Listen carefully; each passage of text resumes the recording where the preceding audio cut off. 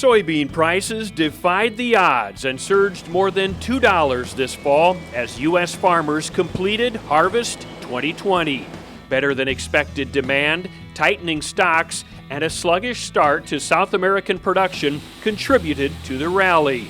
Will the good times last? American Soybean Association CEO Steve Censky gazes into his crystal ball at challenges and opportunities facing soybean farmers in 2021. More after this. Progress is a human invention. We look at our world and we imagine how to make it better. That's the power of human ingenuity. We can redefine what's possible. At Bayer, we're shaping the future of agriculture, like farms where all life grows together. It's not impossible, it's progress. The harvest rally in soybean prices lifted the spirits of Iowa and U.S. farmers, but it's only a start in making up for years of red ink caused by surging global stocks and a U.S.-China trade war.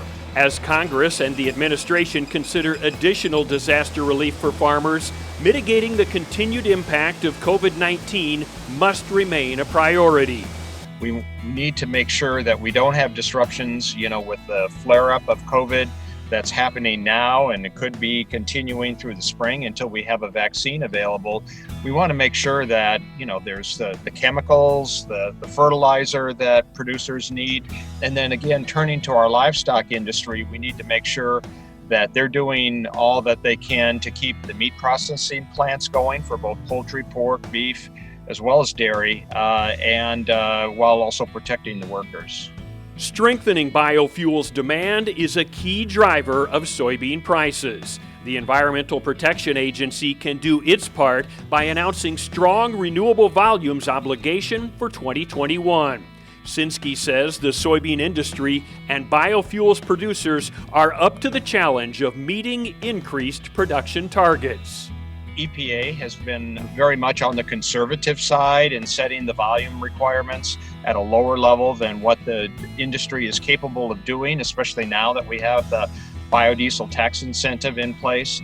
And so we do want a robust volume requirement for 2021.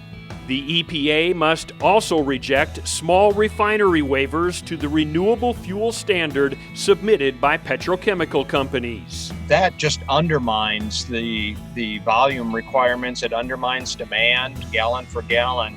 And so we want to make sure and that those are, rejected. We have a good 10th Circuit Court that has ruled that the EPA has not been granting those properly, and so we want EPA to follow the law and follow the 10th Circuit. Despite continued tension between the U.S. and China over military and intellectual property issues, Censky's message to the administration is clear. Keep the Phase 1 trade agreement going. The sales commitments and the actions that China took to address long-standing market access barriers that affected beef and pork and poultry and lots of other products, those have been addressed. And so the Phase 1 trade agreement has been a success.